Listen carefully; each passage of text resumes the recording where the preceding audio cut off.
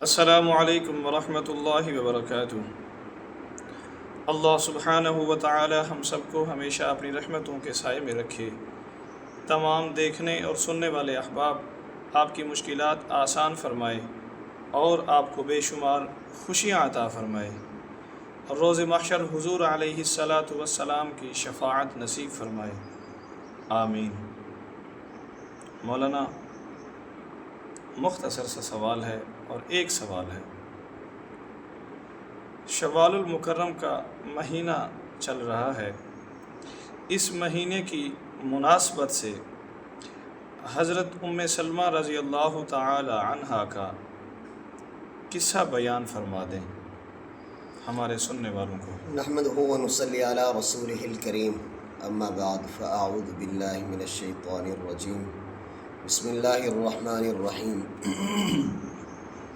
النبی اولی بالمؤمنین من انفسهم وازواجہ امہاتہم، صدق اللہ العظیم۔ مولانا، آج کا جو ہمارا یہ موضوع ہے، یہ بہت ہی خوبصورت اور میٹھا اور عمدہ موضوع ہے۔ ماشاء اللہ۔ اس کی وجہ یہ ہے کہ کائنات میں جناب نبی کریم صلی اللہ علیہ وسلم اللہ کے محبوب ہیں، تو حضور اکرم صلی اللہ علیہ وسلم کے ساتھ جس چیز کی بھی نسبت ہے وہ چیز کائنات میں سب سے اعلیٰ اور وہ بھی اللہ کی محبوب بن جاتی ہے۔ اس مہینے کی مناسبت سے بہت سے اہم واقعات شوال میں پیش آئے، مثلا غزوہ احد ہے، غزوہ طیف ہے، اسی طرح بیت المقدس اسی مہینے میں آزاد ہوا، اور اسی مہینے میں سیدہ ام سلمہ رضی اللہ عنہا حضور اکرم صلی اللہ علیہ وسلم کی زوجہ محترمہ اور ہم سب مسلمانوں کی ماں، وہ بھی اس ام المؤمنین جب بنی تو شوال المکرم کا مہینہ تھا۔ سبحان اللہ۔ تو سیدہ ام سلمہ رضی اللہ عنہا، یہ تو آج آپ نے ان سے متعلق سوال کیا، وگرنہ ہماری تمام ازواج مطہرات جن کے بارے میں اللہ تعالیٰ خود فرماتے ہیں وَأَزْوَاجُهُ أُمَّهَاتُهُمْ، کہ جناب نبی کریم صلی اللہ علیہ وسلم کی ازواج مطہرات امت کی مائیں ہیں، اور مومن کے لیے ایک خوشی کا باعث ہے کہ ان کی ماؤں کا تذکرہ اللہ نے قرآن میں بیان فرمایا۔ سبحان اللہ، سبحان اللہ۔ حضرت ام سلمہ رضی اللہ عنہا کا نام، اصل نام تو ہند تھا، ہند اچھا۔ بنت ابی امیہ، ان کے والد کا نام امیہ، بعض نے سہیل نام تک ذکر فرمایا ہے، اور ان کی والدہ کا نام عاتکہ ہے، عاتکہ۔ ان کے جو والد محترم تھے انتہائی سخی آدمی تھے، تاجر آدمی تھے، شریف آدمی، سخاوت کا دریا بہتا تھا۔ سیرت کی کتابوں میں لکھا ہے کہ جب وہ قافلہ کو لے کر کسی سفر پر روانہ ہوتے تو پورے قافلے کا سفر کا خرچ خود برداشت کرتے تھے۔ تو یہ ایسے عمدہ گھرانے میں انہوں نے پرورش پائی۔ ان کا جو پہلا نکاح ہے حضرت ہند، اور بعد میں ہماری ماں ام سلمہ رضی اللہ عنہا بنی، ان کا جو پہلا نکاح ہوا وہ حضور اکرم صلی اللہ علیہ وسلم کے رضائی بھائی، پھوپھی کے بیٹے بھی ہیں اور حضور اکرم صلی اللہ علیہ وسلم کے رضائی بھائی بھی ہیں، عبداللہ ان کا نام ہے، ان سے نکاح ہوا۔ تو یہ دونوں میاں بیوی قریب اسلام کے زمانے میں، جس میں علماء نے لکھا ہے کہ تقریباً 10 سے 12 آدمی مسلمان ہوئے تھے، یہ دونوں میاں بیوی مسلمان ہو گئے، اسلام قبول کر لیا۔ اسلام قبول کرنے کے بعد جیسے ابتدائے زمانہ اسلام میں کفار مکہ کو جن سے متعلق پتہ چل جاتا کہ وہ مسلمان ہو گئے، وہ ان پر ظلم و ستم کے پہاڑ توڑتے۔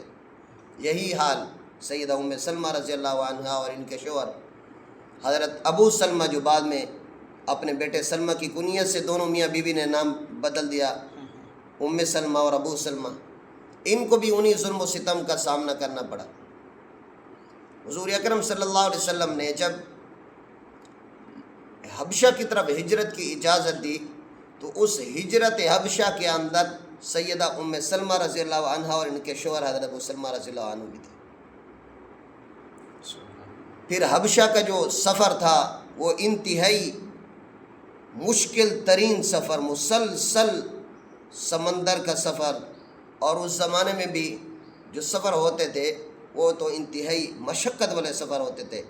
ابھی ان کی نئی نئی شادی ہوئی تھی، اولاد بھی نہیں ہوئی تھی، تو انہوں نے حبشہ کی طرف پہلا سفر کیا، کچھ زمانہ وہاں گزارا، تو پھر مشرکین مکہ کو پتہ چلا کہ یہاں سے ہجرت کر جانے والے مسلمان تو وہاں بڑی سہولت سے رہ رہے، تو پھر انہوں نے کچھ تحفے تحائف دے کر شاہ حبشہ کی طرف بھیجا ان کو۔ شاہ حبشہ انتہائی نیک دل آدمی تھا۔ جب یہ لوگ تحفہ تحائف لے کر اس کے پاس پہنچے تو انہوں نے جا کر کہا کہ ان لوگوں نے اپنا آباء و اجداد کا دین چھوڑ دیا ہے، انہوں نے نیا دین اختیار کر لیا ہے۔ تو شاہ حبشہ نے جواب میں کہا کہ میں ایسے لوگوں کو آپ کے حوالے کیسے کروں جنہوں نے اپنا وطن چھوڑا، اپنا خاندان چھوڑا، مجھ پر بھروسے کیا، آج میں ان کے بھروسے کو کیسے ٹھیس پہنچاؤں، واپس کر دیا۔ اگلے دن مشرکین مکہ نے کہا کہ چلو ہم اور چال چلتے۔ وہ کیا چال چلتے؟ چونکہ شاہ حبشہ عیسائی تھا، انہوں نے یہ کہا کہ آپ ان سے نئے آنے والے لوگوں سے عیسیٰ علیہ السلام کے بارے میں پوچھیں۔ تو سیدنا جعفر طیار رضی اللہ عنہ نے جب ان کے سامنے قرآن کریم کی آیات تلاوت کی جن میں سیدنا عیسیٰ علیہ السلام کا تذکرہ اس انداز ہے کہ عیسیٰ علیہ السلام اللہ کے بندے اور اس کے رسول ہیں، باقی جو عیسائیوں نے اپنے 3 عقیدے عیسیٰ علیہ السلام کے بارے میں بنائے ہوئے ہیں، ان میں سے ایک تو یہ ہے کہ لقد کفر الذین قالوا ان اللہ هو المسیح ابن مریم، کہ بعض مسیح عیسائیوں کا عقیدہ یہ ہے کہ اللہ تعالیٰ ہی وہ عیسیٰ علیہ السلام ہے، یعنی اللہ تعالیٰ عیسیٰ علیہ السلام کے اندر حلول کر گئے، یہ غلط ہے۔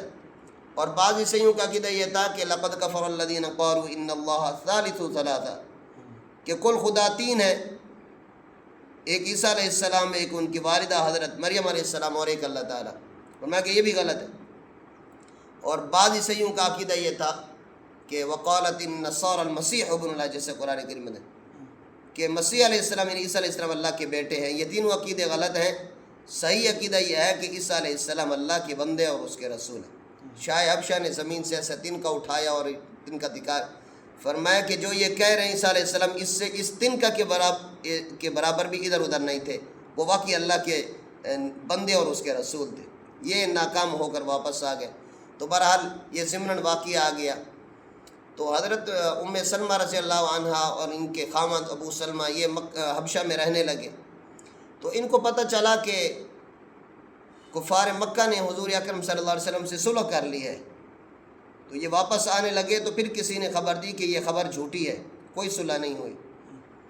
بہرحال یہ اپنے وطن میں جب واپس آ گئے تو پھر وہی ظلم و ستم کا سامنا جب کرنا پڑا تو دوبارہ انہوں نے ہجرت کی حبشہ کی طرف دوسری مرتبہ۔ پھر جب مدینہ منورہ کی طرف ہجرت کا حکم ہوا تو پھر انہوں نے مدینہ منورہ کی طرف ہجرت کی۔ تو اس طرح یہ گویا کہ انہوں نے 3 مرتبہ ہجرت کی ہے۔ پھر جب مدینہ منورہ کی طرف یہ ہجرت کرنے لگے تو وہ بھی بڑا عجیب واقعہ ہے، وہ میں چاہتا ہوں کہ ذرا ہم اگلی ویڈیو میں بیان کریں۔ جی، تو اس میں پھر انشاءاللہ ذرا تفصیل سے ہم بیان کریں گے۔ تو یہ ہمارا جو سلسلہ یہ چلا ہے اس کو ہم انشاءاللہ مکمل کریں گے انشاءاللہ۔ اللہ تعالی ہمیں تمام ازواج مطہرات کا دل سے ادب، احترام اور ان سے محبت اور عقیدت کرنے کی توفیق نصیب فرمائے، اور ان کی یہ جو ہم واقعہ بیان کر رہے ہیں ان کی جو سیرت طیبہ کی آخری خلاصہ ہے وہ بات میں عرض کر دوں، یہ ہے کہ اسلام کا مزاج ہمیں سمجھنا چاہیے۔ اسلام کا مزاج قربانی کا ہے، اسلام قربانی مانگتا ہے، اور جو آدمی جتنی قربانی بھی دیتا ہے، جس صورت اور شکل میں دیتا ہے، اللہ اور اسلام کبھی اس کو مایوس نہیں کرتے، اللہ پھر اپنی شان کے مطابق نوازتے ہیں۔ تو یہ دیکھیں ام سلمہ رضی اللہ عنہ اور ان کے شوہر نے یہ قربانیاں دیں، خاندان کو چھوڑا، علاقہ چھوڑا، وطن چھوڑا، ہجرتیں کی، اور پھر آگے آپ دیکھیں گے کہ اللہ نے پھر ان کو کیسے نوازا۔ آج ہم بھی یہ ارادہ کریں نیت کریں کہ انشاءاللہ اسلام اور شریعت کی خاطر ہمیں جس طرح کی قربانی دینی پڑی انشاءاللہ ہم قربانی دیں گے، اللہ دنیا آخرت میں انشاءاللہ پھر ہمیں نوازیں گے۔ وآخر دعوانا ان الحمدللہ رب العالمین۔ آمین آمین ثم آمین۔ آپ انشاءاللہ ہمارے ساتھ جڑے رہیے، ملتے ہیں ایک نئے موضوع اور نئی ویڈیو کے ساتھ۔ جزاکم اللہ خیرا کثیرا۔